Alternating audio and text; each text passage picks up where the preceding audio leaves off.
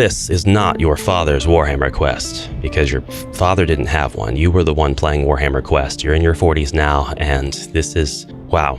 Warhammer Quest Darkwater details revealed by Games Workshop in this beautiful video that we're going to react to right now, which was shared to me in an email that I'm subscribed to from Games Workshop, which also had a ton of other details. We'll also go over all of that. It looks like they've revealed a ton more information and presentation about the upcoming Warhammer Quest entry in this franchise. The most important thing being the box looks like it's going to be the exact size and shape of all the other Warhammer Quest boxes. And honestly, I'm so glad they're sticking with that convention.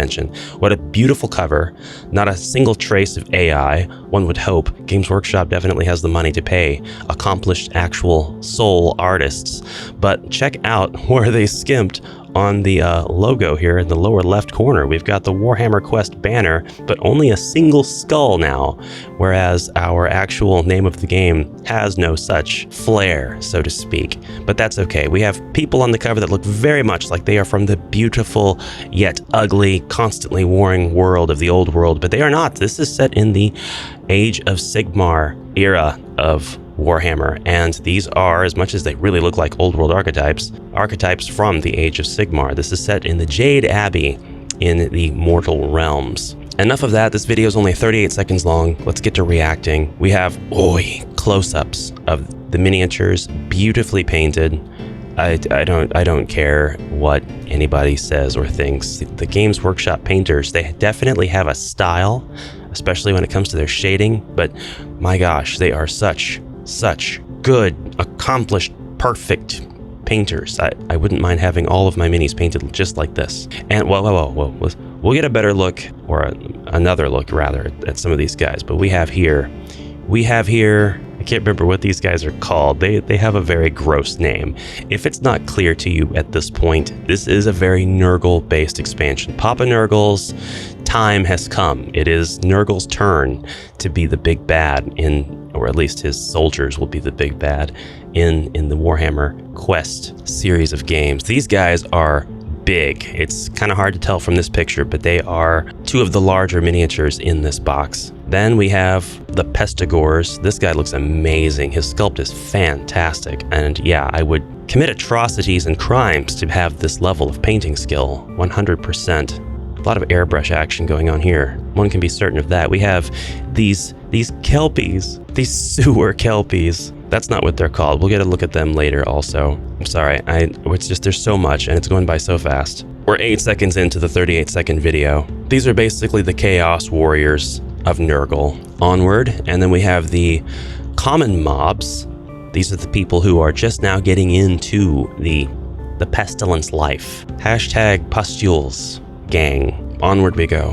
And Pestigors. These are the Pestigors. These folks were pretty quickly recognized when the box cover was revealed. A few other shapes in the background were also quickly pointed out. Basically our bray herd of beast men who have decided that Nurgle was their lot in life. It's interesting to me, it's so fascinating to me that there are these different chaos gods that have such a profoundly different effect, each one on their followers.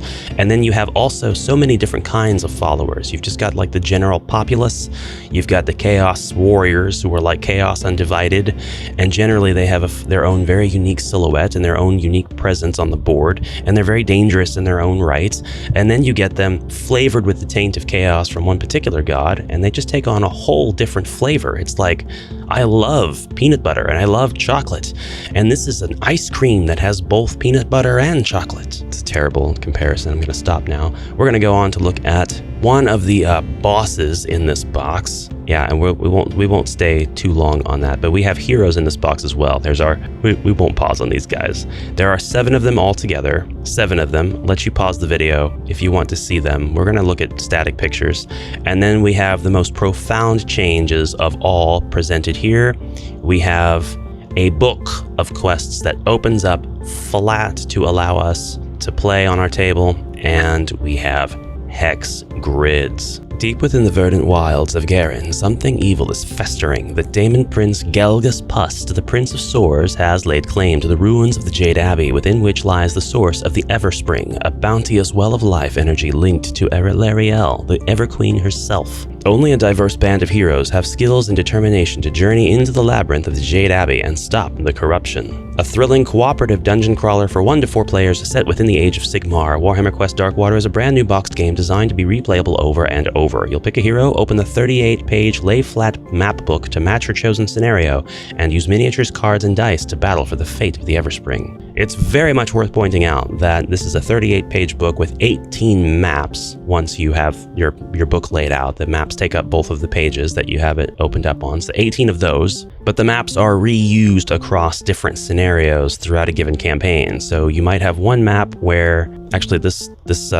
article describes it better than I could. Perhaps in one run through map 6, you'll be trying to blow up a passage to enter the lower levels of the Jade Abbey, while in another, you may simply need to weather waves of enemies that flood across the tiled floors of this echoing hall. With multiple ways to play each map, your skirmish games and campaigns will play out differently each time. Alright, so we're going to zoom in here, and something I need to point, I don't know if you know this about me, but I have been diving into rabbit holes left and right these past several months, trying to learn as much as I can and absorb as much as I can about Warhammer Underworlds. It has become a recent obsession of mine. I've been able to get a bunch of stuff at very, very low prices to introduce myself to the game, and I have about 12 warbands now, and like 5 of the core boxes, and I see that this is extremely similar to Warhammer Underworlds. I was kind of drawn to Underworlds, even though I have never really been super interested in the idea of owning any arena-based game or skirmish game.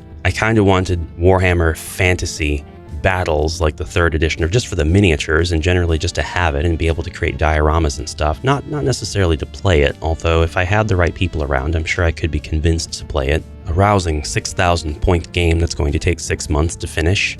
This, however, is very much looking like it is taking all of the cues from Underworlds and making a Warhammer quest out of it. Gone is our tiled floors and our modular dungeon generation as you quest through. Gone is the curated setting down of room tiles in accordance with a predefined map.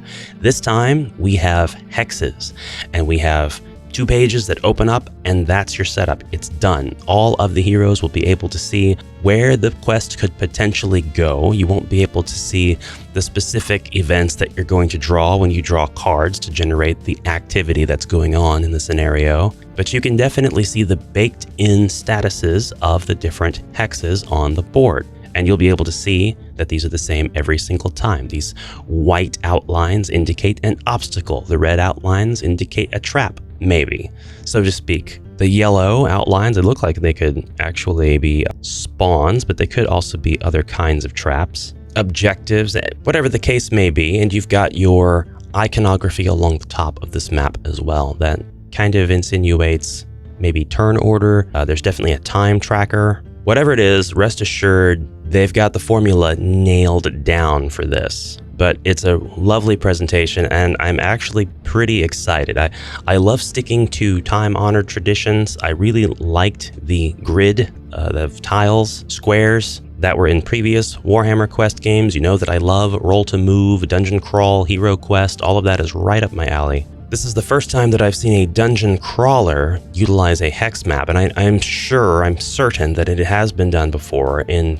other independent, perhaps, dungeon crawls, or maybe there's one out there that's a big name on GameFound or something that was kickstarted very successfully that I'm just completely blanking on, that used a hex-based map to give us a proper dungeon crawl, and I'm sure you guys can let me know what those games are, but this is the first time that Warhammer has done it. It's the first time that Warhammer Quest has done it, and this is a big name in the dungeon crawl scene, if indeed it is a scene. So I think that this is going to be a little divisive for folks, but I really think for those folks that are not looking forward to trying out a hex crawl, that this should win them over, because trust me, if there's any game that can take and convert a tried and true gameplay formula over a myriad of games, I mean, Warhammer Quest Silver Tower and Shadows over Hammerhall, they had very similar modular dungeon building with the tiles being very irregular, whereas in the classic Warhammer Quest, they were all very either square or corridor, and they didn't have a whole lot of size differences. If you had the big tile drawn, that was the tile that the scenario was going to end on.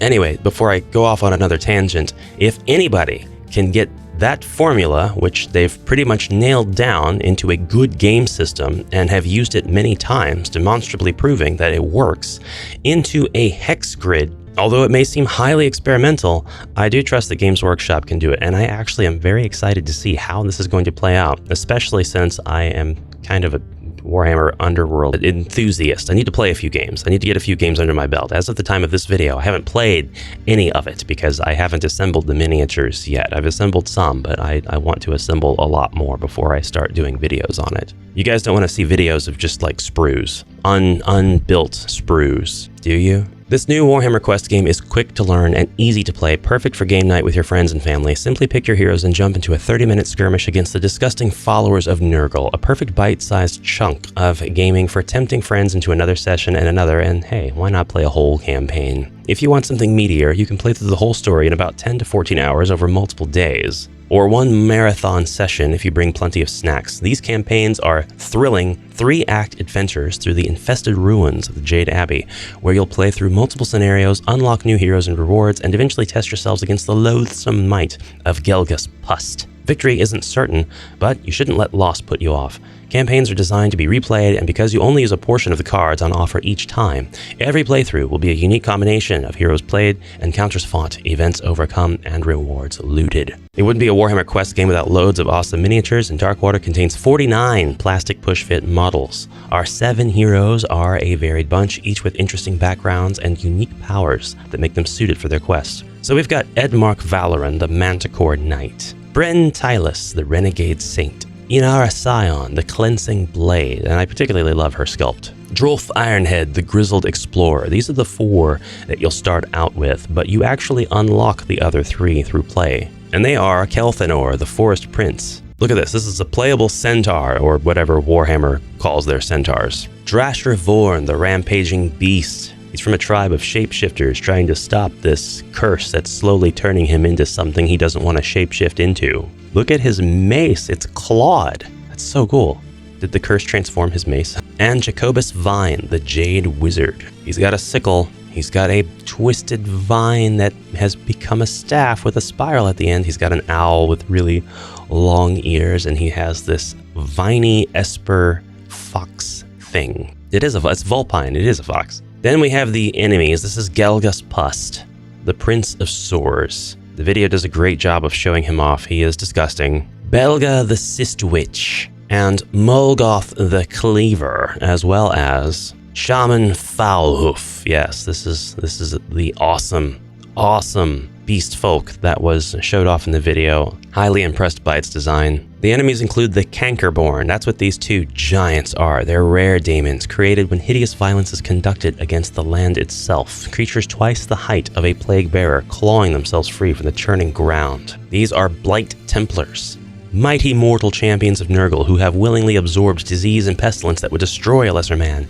in an attempt to prove their devotion to Grandfather Nurgle. They're unstoppable battering rams, oozing with unspeakable fluids, armed with an array of hideous rusted weapons. I know I committed some sins earlier when I said that they were just Chaos Warriors who said, yep, let's spin the bottle, oh, it's landed on Nurgle. But I don't really know my Warhammer lore all that well, and I can forgive myself for that. I'm learning. Don't discourage me. The Pox Wretches are the mobs that we're going to come across in this game, the most numerous of the Nurgle worshippers infesting the Jade Abbey. And of course the Pestigores, or the slightly stronger mob, still numerous, still very much a threat. It looks like we could be facing up to 8 of them at one time. The Mire Kelpies.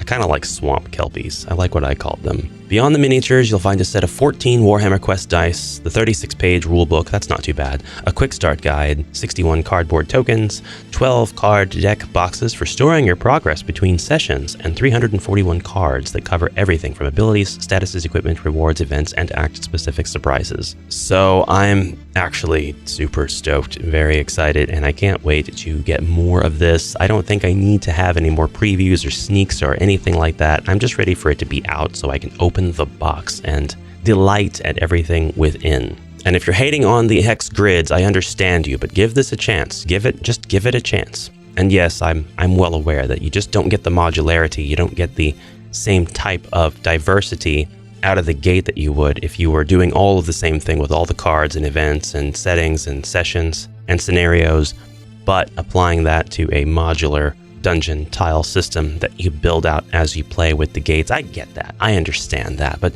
still, give this one a chance, and I think we're going to be very pleasantly surprised with how breezy it looks like it's going to play. And skirmishes, don't get me wrong, arena-type games aren't going to be my thing all of the time, but I did read this part, which I thought was very interesting. Each act is split up between these longer combat-focused encounters, which often have challenging side quests, and much shorter events, which have you make decisions, roll dice for outcomes, or play mini-games. So they do know how to break things up, and I can tell you from all of the different releases of Warhammer Underworlds, which each seasonal box has got its own additions to the core rules and its own little things that it adds in for mechanics, that at least part of the tiles, and I'm sure it's no insignificant amount, are going to be hexagonal that are placed on the board to give the board additional features. Playing from one map to the next most certainly will probably not feel like you're playing the same game over and over again. Anyway, I'm just super excited about this and I can't wait for it, and I just wanted to share that, and that's about it. Thank you for watching. I'll see you in the next exciting adventure. See you for now.